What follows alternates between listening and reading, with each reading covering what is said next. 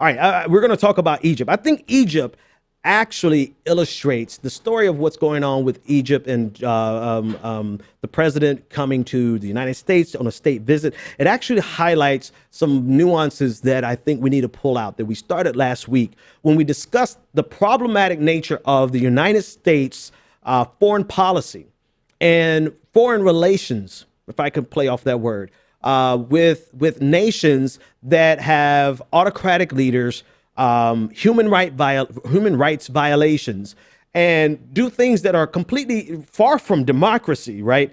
But the United States maintains these long-standing relationships with these nations. Egypt is just one of them, right? For a very long time, we have been sending military aid to Egypt underneath Mubarak.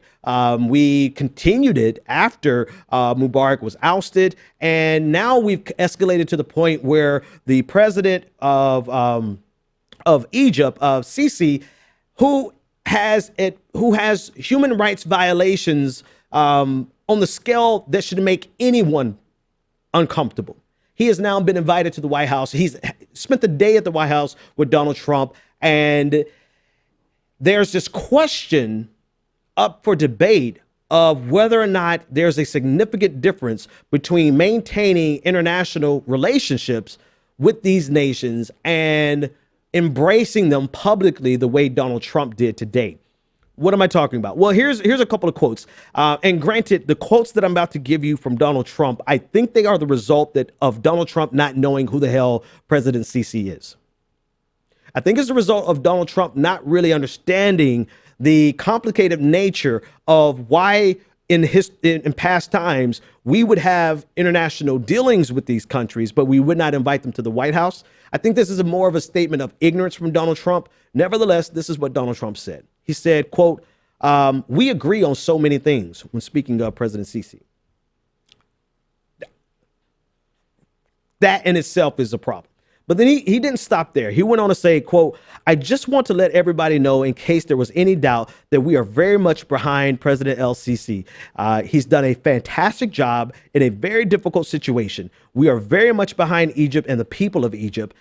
Right there, those two sentences strung back to back let me know that he doesn't understand the relationship between Sisi and the people of Egypt, but I digress.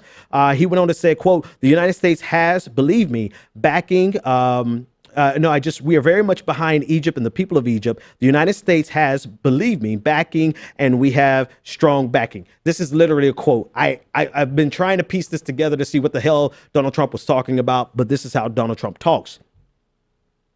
He went on to say, quote, "I just want to say to you," speaking to President Sisi, "that you have a great friend and ally in the United States and in me." Of course, this is great for President Sisi. A state visit really gives a level of credence and prominence to the person who comes. This is the most powerful nation in the world, the most powerful person in the world, the president of the United States.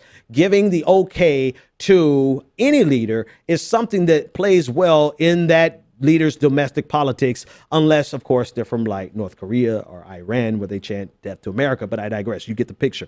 So the problem is that Sisi, along with the previous presidents of Egypt, have been involved in human rights violations, crackdowns. I mean, just a lot of things that clearly do not fit into the realm or into a conversation even for the president of the United States to say that we support what you're doing. And it begs the question, actually, before I get to the question, to add a little more nuance on it. There's an article, a pretty good article. It's a great article from Glenn Greenwald at The Intercept, where he discusses the historical nature of our relationship. And he really puts it into, this is Glenn Greenwald's perspective. He says the only difference here, and I actually disagree with the sentiment, but this is argument. He says the only difference here is that Donald Trump is doing publicly what President Obama and every other previous president, at least since 1973, 79, has done privately. And so here, Donald Trump is saying, if we're giving them all this aid, then what's the problem with inviting them to the White House? And so the question that's begged is there a difference between having a mutually beneficial international relationship with a nation that's autocratic, that commits human rights violations, that does a litany of things that we disagree with? Take, for example, Saudi Arabia. Is there a difference between us maintaining a relationship from a foreign policy perspective and embracing them publicly and giving them the sign of the signal of approval, the seal of approval? And that's actually a question I want to pose to you as the audience. Like, if you to call in, obviously you could speak on it.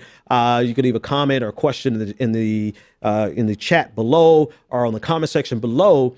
So for Greenwald, in his article, he said that there is something that could be said as far as not publicly condoning their actions.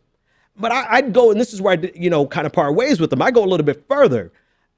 From my perspective, we don't have a choice to avoid nations in the international community. We cannot say, because you are X, Y, and Z, we won't deal with you. And matter of fact, to understand the relationship with Egypt, even though the relationship that we have with Egypt has been funding them militarily for a very long time, part of the reason that we've been funding them militarily for a long time is that we've been buying them off. In many ways, we've been buying Egypt off, giving them military aid so that they would not attack Israel or not have a belligerent posture towards Israel. And so we've been putting money in the hands of Mubarak for as long as we did, in a way to stabilize or to create a more stable relationship between Egypt and Israel. Because if there was a conflict between Egypt and Israel, we're going to be, of course, the United States, the way our country is set up is that we're going to fall on the side of Israel. And so we found it more beneficial to put military expenditures, to put military aid into the pocket of Egypt for all of this time, undergirding a brutal dictator like we have done in so many other occasions. This is what America does. Now, we can fall and say, we can question whether or not this should be done. We can argue about whether or not we should to actually cut them off, but we are not going to interact on the international stage and not have some type of relationships with dictators. We've seen historically that we prop up dictators. This is what America does. But is there a difference between propping up a dictator or giving him military funding and then coming and saying, hey, we're okay with who you are? We're okay with what you're doing. You have an ally in us, and you've done a good job in a tough situation. That's the question. Because if there is any difference, if you feel like there is none, then I know your answer. But if there is any difference, I think it's best illustrated in our relationship with Saudi Arabia. As horrible as Saudi Arabia is, and quite antithetical to everything that the United States stands for, we maintain this relationship with them because of a strategic interest. Right? We've maintained this relationship with Saudi Arabia for so long. And in many ways, it's like it should have long since ceased. But we maintain the relationship because somebody is convinced that it is our strategic best interest, not only globally, but also specifically in the region, to maintain this relationship with a country that is far from democratic, that's far from respecting of women's rights, far from respecting the LGBTQ community, that is very barbaric, but we maintain this relationship. Now, is there a difference in your mind if President Obama not only maintained this relationship with Saudi Arabia, but invited them to the White House for a state dinner and said, hey, we support what you do. You're doing a great job in your country in the midst of a bad situation. I'm really curious to see what you all have to think. You already know where I fall. So, yeah.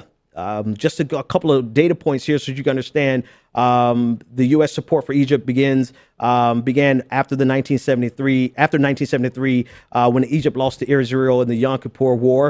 In 1979, the U.S. underneath President Carter, Egypt and Israel made peace. A couple of key points here. The U.S. guaranteed the peace by offering Egypt massive amounts of aid in exchange for the peace. So since 1979, we've been buying off Egypt. But this is the first time that we've invited the president of Egypt to the White House to a state dinner, to a official state visit and give him the seal of approval. And again, to come full circle to what I said at the beginning, I think the bulk of Donald Trump's statements came from the depth of his ignorance. Perhaps a state visit may not be the worst thing in the world, but when you add on top of it this seal of approval that Donald Trump gave it, then it becomes the questionable semi-controversy that it has become today. So again, I want to know your thoughts. What do you think? Is there a difference? A simple question. Is there a difference between maintaining an international relationship with a autocratic, despot, human rights violating country and inviting them and giving them the seal of approval with a state dinner? That's the question.